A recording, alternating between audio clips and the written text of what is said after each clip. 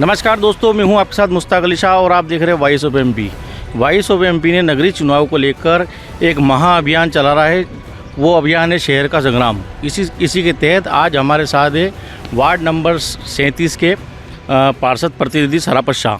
बात करेंगे उनसे कि उनके क्या मुद्दे हैं इस बार चुनाव को लेकर और क्या क्या विकास और जो बाकी रहा है वो वार्ड में कराएंगे। हाँ सराफत भाई, वैसे में स्वागत है। ये इस बार जो चुनाव है, अधिकृत प्रत्याशी आपकी मम्मी, किस तरह का प्रयास इस बार रहेगा और किस मुद्दों को लेकर आप रणनीति बनाएंगे? मैं सबसे पहले तो आपका बहुत बहुत शुक्रिया करता हूं कि आपने मुझे बुलाया यहाँ पे। ये मुद्दों की बात तो वार्ड में मेरे तो ऐसे कोई मुद्दे है नहीं। जो पहले जो बहुत सारे मुद्दे थे वार्ड के अंदर, पहले एक हमारे कब्रिस्तान कॉलोनी थी वार्ड क्रमांक 37 में, जो रोडों के अंदर ना तो वहाँ रोड थे और ना वहाँ नाली थी।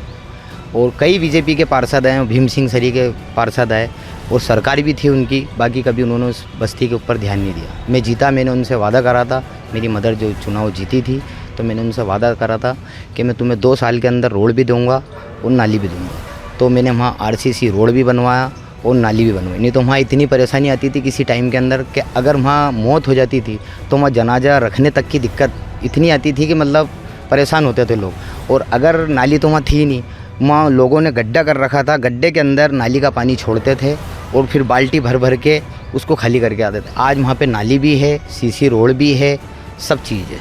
वो अपनी जो पुरानी परिषद थी उसके अंदर हमने वो काम करवाया है वार्ड क्रमांक 37 में। पुरानी परिषद अगर बात माने तो भाजपा की परिषद थी। भाजपा की परिषद में आपने कैसे लड़के काम कराया?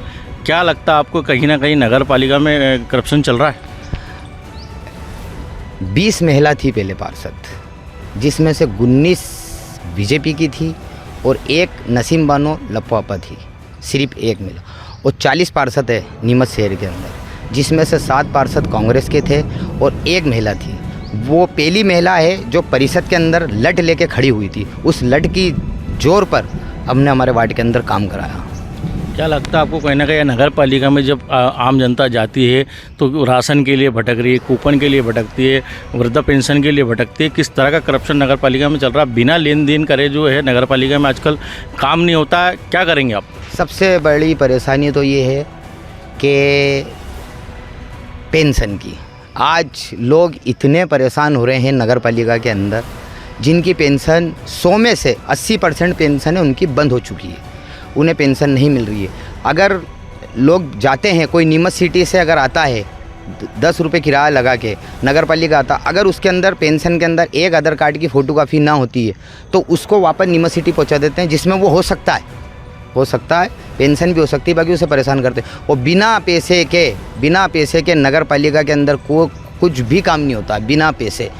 और कमलनाथ जी ने 600 रुपये जो पेंशन करी थी उसके अंदर इन्होंने घटा के वापस 300 रुपये करने वाले हैं ये लोग, इसलिए इन लोगों ने पेंशन बंद कर दी है। तो उसी मुद्दे पे हम चुनाव लड़ेंगे, क्योंकि हमारे 15 महीने की जो सरकार थी, कमलनाथ जी ने, जिनके सफ़ेद कोपन थे और जिनकी 60 साल की उम्र थी, उनके लिए भी कमलनाथ जी ने की थी कि भैया हम उनको पेंशन देंगे जिनकी 60 साल, तो वो हुआ था। बाकी इन लोगों ने, बीजेपी वालों ने वो चीज़ को वापस बंद कर दी। अगर हम बात करें राशन कार्ड की तो पहले जो है गरीबी रेखा के राशन कार्ड जो बहुत आसानी से बन जाया करते थे, लेकिन अब राशन कार्ड बनवाने के लिए लोगों को कलेक्टर, जन सुनवाई और नगर पालिका कार्यालय के चक्कर लगाने पड़ते हैं। लेकिन राशन कार्ड बनना जो है बिल्कुल बंद हो गए हैं। खाली एक जो है पात्रता पर्ची के भरोसे और समग्र ID के भरोसे ही जो कूपन के नाम चल रहे हैं। ये मैंने सुना है केंद्र गवर्नमेंट ने एक आदेश करा है कि राशन कार्ड जो गरीबी रेखा का है वो घर की चेकिंग करके उसको बंद करा जाए। तो बीजेपी तो और राशन कार्ड बंद कर रही, बनवाने की तो बहुत दूर की बात है। कैसे बनाएंगे? और मैं कहता हूँ, अगर है नगर पालिका में से कर्मचारी जो 10,000 ले लेते, 20,000 ले लेते, फिर भी वो लोग आज भी भटक रहे हैं। राशन कार्ड कभी नहीं बन सकता। और ही पात्रिका पर्ची की, ये बात सही है, पात्रिका पर्ची पे राशन मिल रहा है, ये हम मानते हैं। मैंने भी मेरे वार्डवासियों को बहुत सारों को राशन दिलवाया। कहीं ना कहीं अगर बात करें हम तो बंगला बगीचा समस्या नीमच जिले वासियों के लिए एक नासूर बनी हुई है। पिछले 15-20 सालों से जो है ये समस्या आज तक हल नहीं हो पाई। 17,000 परिवार जो है अपने ही मकान में किराएदार की भूमिका में है। ऐसे में इस बार जो चुनाव को लेकर बंगला बगीचों वासियों ने बहिष्कार किया है कि बंगला बगीचा का समाधान नहीं है तो वोट नहीं। तो जब तो अभी मालूम पड़ जाएगा नगर निगम चुनाव में 24 से 25 सीटें जीत रही कांग्रेस। और इसका मुद्दा ये ये जो हार पहन के गए थे शिवराज जी और हार पहना के गए थे कि मैं इसका हल कर दूंगा। पप्पू जैन ने भी की थी कि इसका हल हो जाएगा। बाकी सिर्फ हुआ नहीं, सिर्फ वो हार के अंदर ही रह गया और इसका मतलब अभी आपको 17 तारीख को मालूम पड़ जाएगा। पिछले 5 साल की परिषद में आपकी मम्मी जो है पार्षद रही है, वार्ड नंबर 37 से आप पार्षद प्रतिनिधि हैं। आपके वार्ड में कुछ लोग, जब हमने भ्रमण करा तो कुछ लोग नाराज़ भी नजर आए, क्या कहेंगे आप? नाराज़ तो ऐसा है कि अब मैं सबको एक सरीका तो रख नहीं सकता। हो सकता है मेरे से कोई गलती होगी, मैंने कुछ काम कराए नहीं होंगे। बाकी मैं इतना कहना चाहता हूँ कि पार्षदों के जो काम रहते हो, नाला नाली सड़क और लाइट है। बाकी मैं एक ऐसा एक लौता पार्षद हूँगा कि मैं कभी भी, मेरा वार्डवासी मेरे को रात को 2 बजे भी फ़ोन लगाता है तो मैं रात को 2 बजे भग जाता हूँ, भले वो थाना हो, चाहे कोर्ट हो, चाहे हॉस्पिटल हो। कभी मैंने मेरे वार्डवासी को ये नहीं कहा कि मैं नहीं आ रहा हूँ, या मैंने कभी फ़ोन बंद नहीं करा।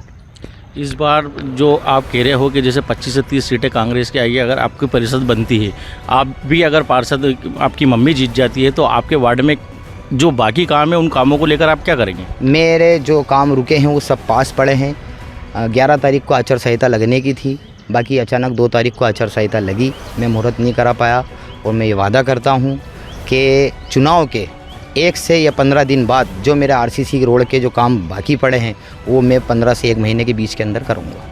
ये थे हमारे साथ वार्ड नंबर 37 के अधिकृत कांग्रेस प्रत्याशी नसीम बानो के पुत्र और पार्षद प्रतिनिधि सराफत शाह, जिन्होंने बताया कि जैसे ही हमारी परिषद बनेगी या अगर मैं वार्ड से जीतता हूं तो सबसे पहले जो मेरे बाकी के काम है पहले वो काम कराऊंगा। वार्ड वासियों के लिए हमेशा तत्पर रहूँगा। वॉइस ऑफ एमपी के लिए मुश्ताक अली शाह की खास रिपोर्ट।